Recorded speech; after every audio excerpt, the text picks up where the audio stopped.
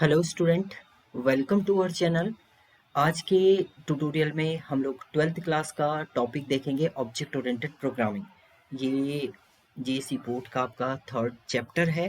Third chapter आपका है इसमें ऑब्जेक्ट ओरिएंटेड प्रोग्रामिंग। सो इसमें हम लोग देखेंगे ऑब्जेक्ट क्या होता है, क्लास क्या होता है, कैसे उसे इम्प्लीमेंट आप करते हैं। सो वो सारी कंडीशन हम लोग देखेंगे यहाँ पर, लॉजिक भी देखेंगे, सिंटेक्स भी देखेंगे और प्रोग्राम भी हम लोग यहाँ पर डिजाइन करेंगे। So object oriented programming aim to implement real world entity. आपका जो रियल वर्ल्ड एंटिटी है, इनहेरिटेंस, हाइडिंग, पॉलीमॉर्फिज्म, ये सारे आपको अप्लाई करने हैं तो आप ऑब्जेक्ट ओरिएंटेड प्रोग्रामिंग के थ्रू कर सकते हैं। Object oriented programming, object object का मीनिंग होता है आपका real anything that call the class, जिससे आप क्या करते हैं, कोई भी ऐसी चीज जिससे आप डिफाइन कर सकते हैं। हर एक ऑब्जेक्ट का आपका बिहेवियर होता है, डेटा मेंबर होते हैं, सो वो आपका ऑब्जेक्ट होता है। अगर आप डिफरेंस की बात करते हैं तो पहले जो आपकी लैंग्वेजेस होती थी वो प्रोसीजर ओरिएंटेड, प्रोसीजर मीन्स एक सीक्वेंशियल ऑर्डर में होता था एंड सब कुछ जो भी उसके अंदर होते हैं उसके अंदर हम लोग फंक्शन यूज करते थे और वो फंक्शन के अंदर डेटा मेंबर मेंबर फंक्शन आप डिफाइन करते थे। बट ऑब्जेक्ट जो होते हैं वो कलेक्शन ऑब्जेक्ट आपके, ये ऑब्जेक्ट 1 है, ये ऑब्जेक्ट 2 है, ये ऑब्जेक्ट 3 है। ऑब्जेक्ट के अंदर आपके डेटा एंड फंक्शन होते हैं, हर एक ऑब्जेक्ट के अंदर डेटा मेंबर मेंबर फंक्शन होगा आपका, और ये कॉल होंगे आपके थ्रू ऑब्जेक्ट के थ्रू। और सारे कम्युनिकेट तो फंक्शन के थ्रू होंगे, बट आप कॉलिंग जब भी करेंगे वो आप एक ऑब्जेक्ट क्रिएट करके आप कॉल कर सकते हैं। The main aim of oops is to bind together the data and function. Data और फंक्शन को बाइंड अप करना है, that operate them the other part of the code access this except that function. Function के अलावा कुछ और process आपका perform करे, सो वहां पर आपका ऑब्जेक्ट होता है। यानी इसमें सारा वर्क आपका ऑब्जेक्ट करता है। आपको क्लास कॉल करनी है या एक्सेस करना है कुछ भी डेटा, सब आप ऑब्जेक्ट के थ्रू ही करेंगे। आपको डेटा को एक्सेस करना है, मेंबर फंक्शन को एक्सेस करना है, तो ऑब्जेक्ट के थ्रू आप इसका एक ऑब्जेक्ट बनाएंगे, फिर इसको कॉल करेंगे आप, तभी आपका ये एक्सेस होगा। इसके बाद आते हैं आपके oops concept, object oriented programming के कॉन्सेप्ट। सो कॉन्सेप्ट के अंदर आपका आता है object, class, inheritance, polymorphism, abstraction and encapsulation. Object तो डिफाइन करते हैं हम लोग, object any entity that has state and behaviour is known as object. कोई भी ऐसी एंटिटी जिसका स्टेट हो, बिहेवियर हो कुछ, तो वो एंटिटी वो कहलाता है आपका ऑब्जेक्ट। जिससे chair, pen, table, keyboard, bike, ये सब आपके क्या है, ऑब्जेक्ट हैं, फिजिकल एंड लॉजिकल। ये फिजिकल भी हो सकता है, लॉजिकल। दूसरा क्लास, क्लास होती है कलेक्शन ऑफ ऑब्जेक्ट। जब आपके बहुत सारे ऑब्जेक्ट क्रिएट हो जाते हैं तो आपकी क्लास बनती है। जैसे अगर आप बोले यहाँ पर फ्रूट्स एक आपकी क्लास है जिसके अंदर आपके डिफरेंट ऑब्जेक्ट है, बनाना, एप्पल ऑरेंज। तो एक्चुअल जो आप वर्क परफॉर्म करते हैं वो इस पे बनाना, आप जो खाते हैं वो बनाना खाते हैं, फ्रूट्स नहीं खाते हैं। तो फ्रूट्स तो आपका कलेक्ट करता है ऑब्जेक्ट को। सो एक्चुअल जो वर्क परफॉर्म करता है वो ऑब्जेक्ट करता है। यानी ऑब्जेक्ट आपकी एक्टिव एंटिटी होती है एंड पैसिव एंटिटी आपकी क्लास होती है। इसके बाद आता है inheritance. When one object acquire the property and behaviour of parent object. इसमें क्या होता है, जब एक ऑब्जेक्ट दूसरी अपने पेरेंट ऑब्जेक्ट की प्रॉपर्टी, या हम कह सकते हैं एक क्लास जब दूसरी क्लास की प्रॉपर्टी को एक्सेस करता है तो वो कहलाता है इनहेरिटेंस। इसमें जो बेस क्लास होता है इसे बोलते हैं सब क्लास, सब क्लास बोला जाता है इसको, चाइल्ड क्लास बोला जाता है। ये होती है आपकी super class and parent class. अभी हम लोग इसका प्रॉपर देखेंगे इनहेरिटेंस का कॉन्सेप्ट। पॉलीमॉर्फिज्म मीन्स होता है एक ही टास्क को परफॉर्म करने के डिफरेंट डिफरेंट तरीके। आप एक टास्क को डिफरेंट तरीके से परफॉर्म करें तो वो कहलाता है आपका पॉलीमॉर्फिज्म। फॉर एग्जांपल आपने शेप्स डिजाइन करने, तो शेप आपके हैं, एरिया आपको फाइंड आउट करना है, तो एरिया रेक्टेंगल का भी फाइंड आउट कर सकते हैं, इलिप्स का भी, सर्कल का भी। तो वो आपका एक ही टाइप है बट कंडीशन डिफरेंट डिफरेंट है। सो आपका पॉलीमॉर्फिज्म परफॉर्म होता है function overloading and operator overloading and function overriding आपका रन टाइम पॉलीमॉर्फिज्म होता है। ये भी हम लोग आगे देखेंगे। नेक्स्ट आता है आपका एब्स्ट्रैक्शन। एब्स्ट्रैक्शन होता है hiding internal detail and showing function. आपका इंटरनल डिटेल आपको पता नहीं बट आप उसको यूज करें तो वो होता है एब्स्ट्रैक्शन। जैसे आपको फोन कॉल आपकी आ रही है तो इंटरनल प्रोसेसिंग आपको नहीं पता बट आप उसमें क्या करें, डायरेक्टली आप परफॉर्म करें एक्शन। सो एब्स्ट्रैक्ट क्लास और इंटरफेस के थ्रू आप इसे परफॉर्म करते हैं। इनकैप्सुलेशन का मीनिंग होता है wrapping of a data in a single unit. एक यूनिट के अंदर आप इकट्ठा कर दें member data and member function को, वो कहलाता है आपका इनकैप्सुलेशन। जैसे आप wrap with the different medicine, आपने एक मेडिसिन मीन्स इन कैप्सूल के अंदर आपके डिफरेंट मेडिसिन जो है वो कंबाइन है, that is called as a encapsulation. So आपकी क्लास भी एक इनकैप्सुलेशन, क्योंकि वहां पर आप member data and member function को कंबाइन करते हैं। Then implementation of class and object. अब क्लास एंड ऑब्जेक्ट को आप कैसे इंप्लीमेंट करेंगे। सो सबसे पहले है आपका, देखिए जब क्लास आप बनाएंगे तो सबसे पहले आप कीवर्ड लिखेंगे क्लास, देन क्लास का नेम, क्लास का नेम यूजर डिफाइन होगा, ये कुछ भी आप लिख सकते हैं। कर्ली ब्रेसेस आपका स्टार्ट होगा, देन इसमें आपके स्पेसिफायर होते हैं public, private and protected. So public का मीनिंग होता है कोई भी एक्सेस कर लेगा, प्राइवेट का मीनिंग होता है केवल वही क्लास उसको एक्सेस करेगी, अदर क्लास उसको एक्सेस नहीं कर सकती हैं। सो यहाँ पर पब्लिकली हमने दो वेरिएबल डिफाइन कर दिए हैं, my number and string my string. So यहाँ पर दो एट्रीब्यूट डिफाइन कर दिए। अब देखिए, अब मेन पे आगे हम लोग मेन पे आएंगे, देन उसके बाद हम इस क्लास का ऑब्जेक्ट क्रिएट करेंगे। इससे पहले आपकी हाइडर फाइल भी यहाँ पर हो जाएगी एंड यूजिंग नेम स्पेस भी आप राइट अप करेंगे। सो ऑब्जेक्ट कैसे क्रिएट करेंगे? क्लास का नेम आपने लिखना है, क्लास नेम। ऑब्जेक्ट क्रिएट करने class name, then object name user define होगा, ऑब्जेक्ट का नेम, एंड इसके बाद आप इसको डिफाइन क्रिएट। देखिए क्लास का नेम माई क्लास हो गया, ऑब्जेक्ट का नेम आप कुछ भी राइट अप कर सकते हैं। अब आपको इसके member data and member function को कॉल करना है, मेंबर डेटा को कॉल करना है। यहाँ पर फंक्शन हमने नहीं क्रिएट किया है, दोनों मेंबर डेटा है। सो कॉल करने के लिए आप क्या लिखेंगे? ऑब्जेक्ट का नेम डॉट उस मेंबर फंक्शन का नेम इक्वल टू उसकी वैल्यू। सेम आपने यहाँ पर स्ट्रिंग को कॉल किया है, तो ऑब्जेक्ट का नेम डॉट मेंबर फंक्शन का नेम मेंबर डेटा का नेम इक्वल टू उसकी वैल्यू। देन उसके बाद आप इन दोनों को प्रिंट कर दीजिए, तो आपका ये प्रिंट हो जाएगा। तो ये है आपका class creation and object creation. So calling and ये कॉलिंग है, ये ऑब्जेक्ट कॉलिंग है, और ये क्रिएशन है ऑब्जेक्ट, ये क्लास क्रिएशन है आपकी। इसमें मेंबर डेटा है आपके, ये दोनों मेंबर डेटा है। नाउ नेक्स्ट आता है आपका इम्प्लीमेंटिंग इनकैप्सुलेशन। इनकैप्सुलेशन का मीनिंग होता है wrapping of a data in a single unit. Encapsulate behind the data and function together which keep both safe outside interface inheritance and data encapsulation led to data hiding. इसके अंदर आप hiding भी कर सकते हैं, जैसे आपका अपने क्लास के अंदर आपका मेथड एंड वेरिएबल जो होते हैं वो कंबाइन होते हैं, then it is called as a encapsulate, means इकट्ठा कर लेना मेंबर डेटा मेंबर फंक्शन को एक सिंगल यूनिट के अंदर, वो कहलाता है आपका इनकैप्सुलेशन। डिफाइन किया हुआ है, देखिए क्लास आपने बनाई प्राइवेट। अब देखिए यहाँ पर स्पेसिफायर हमने लिखा है प्राइवेट। प्राइवेट जो होता है वो डेटा हाइडिंग है, मीन्स केवल यही क्लास इसको एक्सेस करेगी, अदर नहीं कर सकते हैं इसको। पब्लिक स्पेसिफायर आपने पब्लिकली डिफाइन कर दी दो फंक्शन, एंड यहाँ पर इंटीजर गेट के अंदर आपने रिटर्न कर दिया इस एज वैल्यू को। सो यहाँ पर ये गेटर फंक्शन है, ये सेटर फंक्शन है, सेट कर दिया आपने स्टूडेंट एज को यहाँ पर, एंड एज के अंदर आपने बना दिया स्टूडेंट एज, और इसके बाद रिटर्न कर दिया है। So get and set method are use to read और modify private data. Private data को रीड और मॉडिफाई करने के लिए आपके set data and get data आपका होता है। तो यहाँ पर आपको रीड अप करना है प्राइवेट डेटा, तो उसके लिए आप इसका यूज करेंगे। नाउ नेक्स्ट आता है आपका एब्स्ट्रैक्शन। एब्स्ट्रैक्शन का मीनिंग होता है use hiding background detail. Abstraction का मीनिंग आपको इंटरनल फंक्शनैलिटी नहीं पता बट आप यूज करें, जैसे आप कीबोर्ड का रिमोट आप फॉरवर्ड बैकवर्ड सब कुछ कर सकते हैं, बट इंटरनल फंक्शनैलिटी आपको नहीं पता। फोन में आप कॉल कर सकते हैं, मैसेज सेंड कर सकते हैं, बट आपको अंदर की प्रोसेसिंग नहीं पता, वो कहलाता है आपका एब्स्ट्रैक्शन। जैसे आप प्राइवेट डेटा आपको नहीं पता है किसी भी यूजर का, तो इसे आप कह सकते हैं एज अ एब्स्ट्रैक्शन। सो यहाँ पर ये एब्स्ट्रैक्ट डेटा है, और ये gate name and set data gate data के थ्रू आप इसे एक्सेस कर सकते हैं। डेटा हाइडिंग का मीनिंग होता है अगर आपने प्राइवेट कोई भी डेटा बनाया हुआ है अपने क्लास के अंदर, that is called as a data hiding. So object that enable developer to protect their private data and also hide implement detail from the outside interface. Outside interface इसको access ना कर सके, इसलिए हम लोग इसको डेटा को हाइड कर देते हैं थ्रू प्राइवेट। सो ये प्राइवेट था। इसके बाद आता है आपका इम्प्लीमेंटेशन इनहेरिटेंस। इनहेरिटेंस का कॉन्सेप्ट ये है जब एक क्लास दूसरी क्लास की प्रॉपर्टी को यूज करती है तो उसे बोलते हैं इनहेरिटेंस।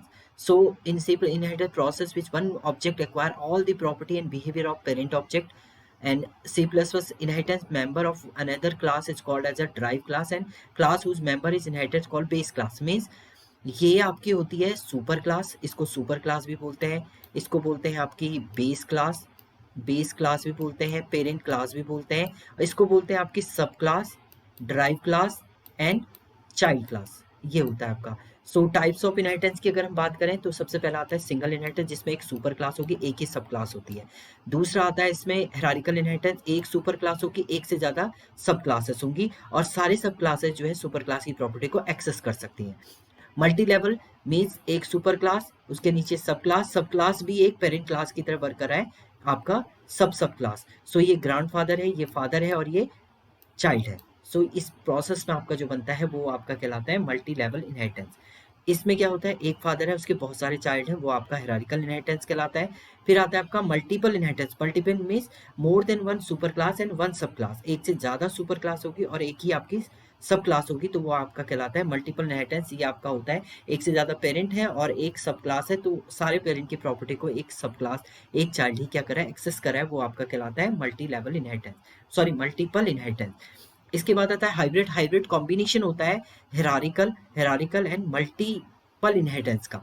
देखिए इतना पोर्शन अगर आप देखेंगे तो एक सुपर क्लास है, एक से ज्यादा सब क्लासेस है, तो ये वाला प्रोसेस हो गया, ये आपका हेरारिकल इनहेरिटेंस है। यहाँ पर एक से ज्यादा सुपर क्लास है जिसकी प्रॉपर्टी एक सब क्लास एक्सेस कर रही है, तो ये आपका हो गया multiple inheritance. So hybrid is a combination of multiple and hierarchical inheritance. So syntax कैसे लिखेंगे, क्लास ए, इसके member data member function, class B, इसके बाद कोलन, देन आप यहाँ पर प्राइवेट ये एक्सेस स्पेसिफायर आ जाएगा, देन आपका यहाँ पर सुपर क्लास का नेम आ जाएगा ए।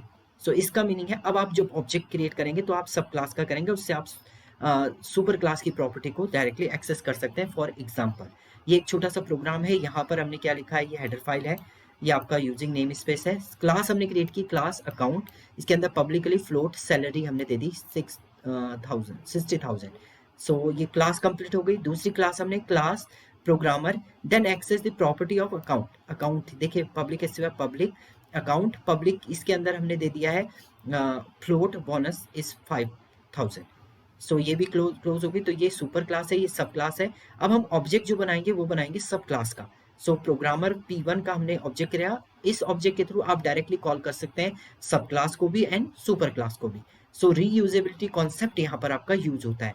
सो सी आउट के अंदर P1 डॉट सैलरी को आपने कॉल किया तो ये 6,000 दे देगा आपका 60,000, एंड जब आप बोनस को कॉल करेंगे तो आपका आ जाएगा 5,000।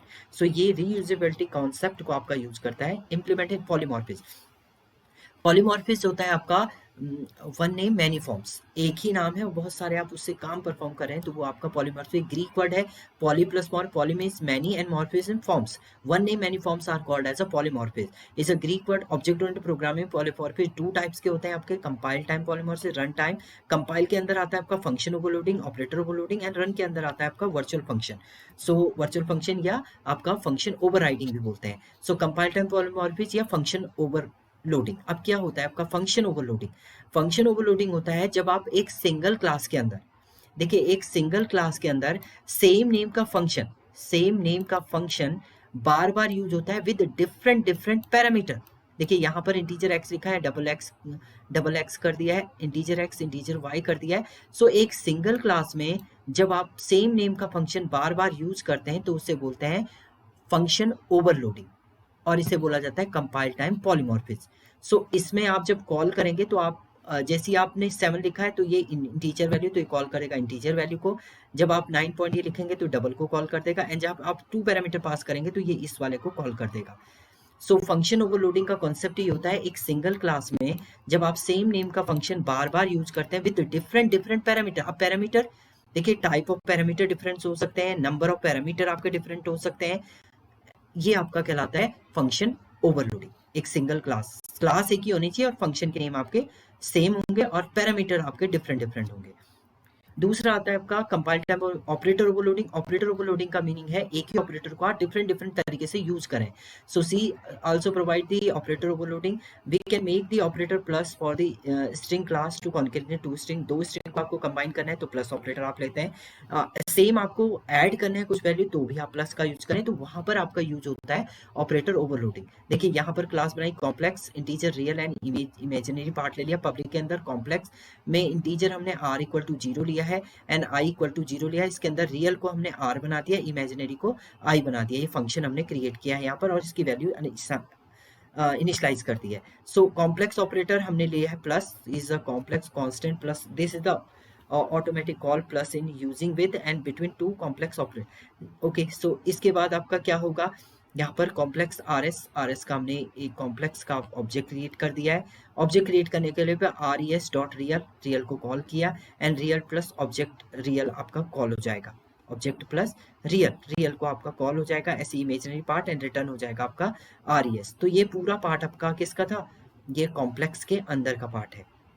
नाउ नेक्स्ट आपका है, ये आपका कंप्लीट हो चुका है। अब आपका कंडीशन होगी नेक्स्ट वॉइड प्रिंट प्रिंट के अंदर सी आउट रियल और इमेजिनरी को प्रिंट कर दिया।